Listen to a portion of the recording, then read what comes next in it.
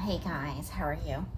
It is Sunday, June 28th, and I decided I'd go ahead and do a reading for you guys.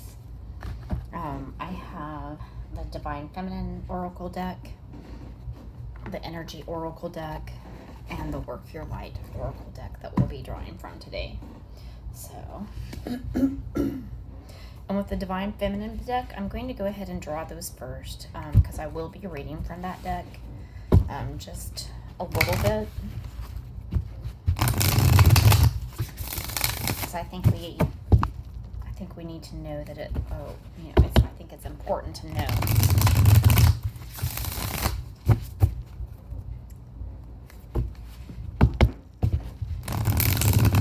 The author's intention for the meanings of these cards. So for the upcoming week, Spirit, guides, angels, divine beings of loving light, Father, Mother, God, Jesus, and Magdalene. Thank you for your guidance. Thank you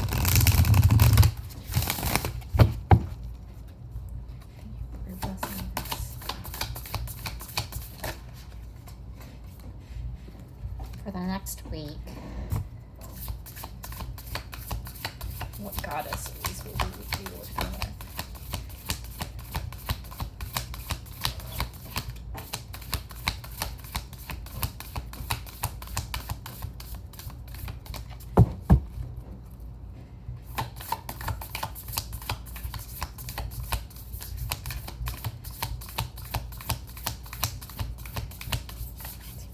Nope, I think we're done with these. So if it doesn't come out, oh, there's two more. Okay. On this round, we will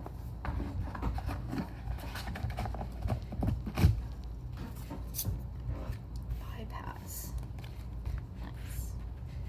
So we have Hestia, the goddess of sanctuary. No matter where I am home. The most sacred sanctuary is found within me. Then we have Mary of Nazareth, Mother of God. I am blessed. My courage gives birth to the divine. And then we have Marguerite Porret, the mystic of divine love. Love is divine, and I am nothing except love. Oops, excuse me. So we'll go ahead and read the meanings for these. One of them, I think. Maybe I have enough fingers to hold all of these places.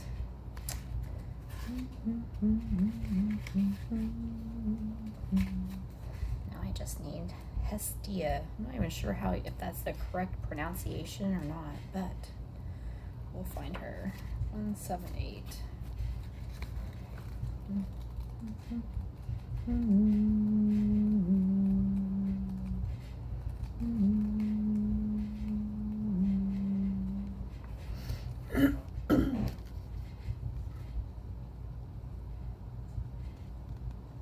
When your soul selects her card for Hestia, the goddess of sanctuary, no matter where I am home. The most sacred sanctuary is found within me.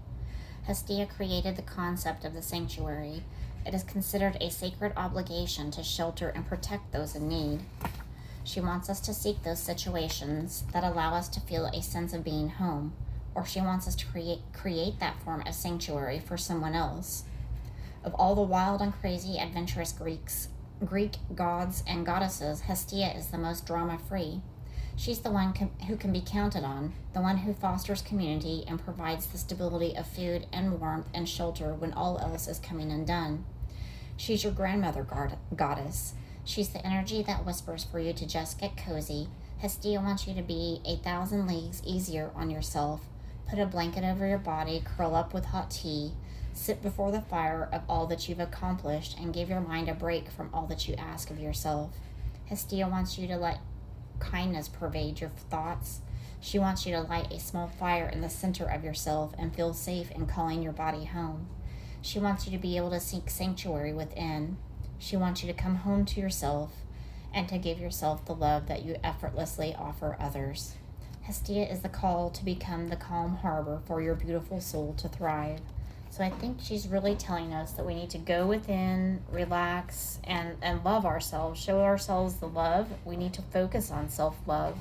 I think so many of us, especially as empaths or light workers, we are very much, givers, and we give a lot more of ourselves than we actually, receive from others. So then Mary of Nazareth, the Mother of God, I am blessed. My courage gives birth to the divine. I've always imagined that Mary was terrified to hear an angel loudly announcing that she was meant to be the Mother of God. Her surrender to Gabriel's words feels so courageous and to it unacknowledged. Mary has no idea that she will have to meet with what will be asked of her, or what this love for her son will put her through. But she says yes nonetheless, so that she can be in service of the divine. Mary's acceptance of her role has been in the shadow of the Christian story, uncelebrated because she is seen as so divine. But she was human too. She could have said no. Her courage could have faltered, but she aligned with the light. She heard Gabriel's words, "Be not afraid," and allowed the divine story to work through her life. And she let joy dictate her response. Mary leads us to trust that we can say yes to what feels light. It doesn't have to make sense or work with the timeline the ego has mapped out for us. In the midst of our ordinary everyday lives, we can say yes to the angel who greets us in the space of our heart, and let the energy of joy give birth to the divine through us. So,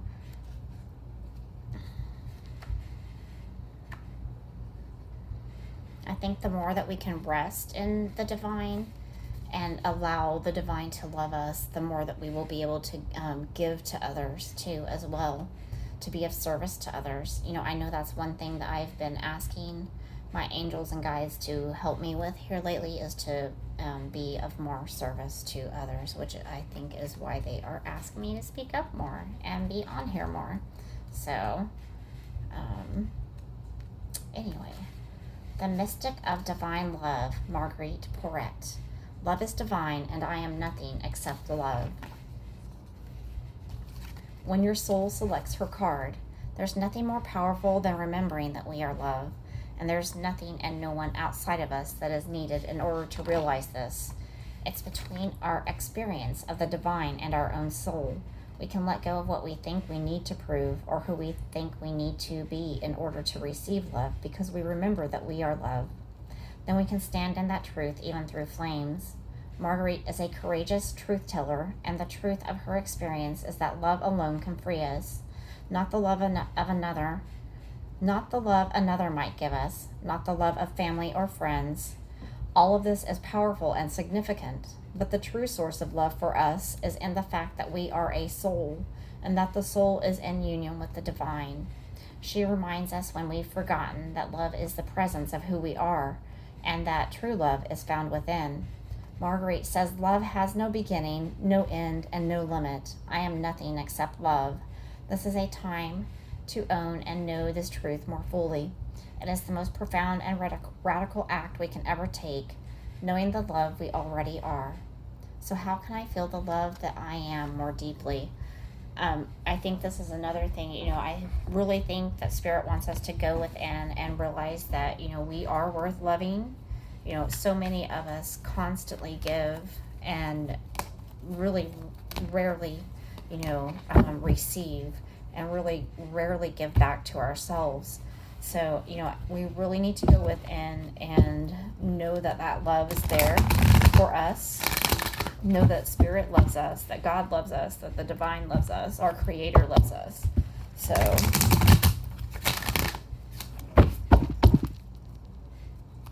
that our Creator can provide a sanctuary of comfort and warmth for us. Just like going back home to our mother. How many times do you go home to mom, when you need that comfort? That is the arms of our Creator.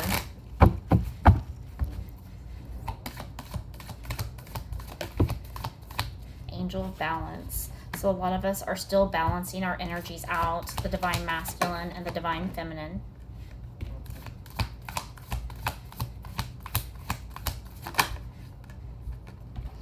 And we're clearing out the door to personal healing and happiness. So yeah, we're working on balance. We need to call in our angels, the angel of balance specifically, to help balance, our masculine and feminine energies, what is remaining to be balanced, so that we can get, that healing that we need, that personal, it says door to personal healing and happiness. And, we still have just a little bit of that work to do, because right after that we have the door to value. So, we're putting in the rest of that work that we need to be doing in order to, release the rest of our karma, in order to balance out our energies. A lot of grounding would be good. Any kind of chakra work you can do. Qigong is a great one. I will be posting on my Soulful Infusions page on Facebook. I will be posting a Qigong video that is actually really good to balance all the chakras and the meridians in the body. So it's very balancing for the body. So, and that will also help to release, any karma that we might be dealing with, to balance it out, help us to be able to discern it a little bit more quickly. Yeah, a tower moment. What are you clinging on to? It'll help us to release, those last bits, that are hindering us or refraining us from moving forward as, easily or as quickly as we should. So, the Great Gathering, it's all coming together. Intuitive hits, soul tribe. So, we're letting go of, the past. We're letting go of karmic relationships. Most of us that are on this path, a lot of us are going through a lot of great shifts, a lot of shifts in our families, a lot of shifts in our work, a lot of shifts in our intimate relationships. And we're bringing in more the people that resonate truly with our hearts and our souls. We are bringing in those soul tribes. Our vibe is our tribe, so they're definitely coming in towards us. So, and lots of syncs. You can definitely expect, the more balanced you get, the more synchronicities you're going to get. I mean, today I got 10, 10, 12, 12, 12, 21, 222, and 212, 233, 2 or 3 times, and they just keep coming and coming. So the more balanced you get, typically a lot more synchronicities, and the more quickly you'll manifest. So because most of you that are going to watch this, you are a starseed. So and what lights you up? What are you supposed to be doing? We came here for a specific purpose. And most of us have lived with fear through a lot of that, and fear isn't love. These divine feminines, Hestia, Mary of Nazareth, and Marguerite Portet, they're all here to teach us that divine love, that motherly love is basically what spirit is, our creator is, and the type of love and nourishment that, spirit is willing to give us if we are only able and only willing and able to receive it. If we are only willing, will we be able to receive it? So we just need to work on continuing to balance, in this 3D world, in this earthly realm. Fear has been the main vibe for this tribe, and we're moving into more balance of love, letting go of that fear, and in only doing that, can we then open our doors to personal happiness and healing. So, we just have the rest, that little bit of remaining karma to balance out, and then our doors will be open. More prosperity will come in, more love, more joyful relationships, and all of that. So, but still just that final little bit of the tower, so that we can all come together and live in our soul tribe. So, this message is timeless, so if it resonates for you, it's for you. If not, it's not. So I hope you all have a wonderful and blessed week, and I will see you soon. Namaste.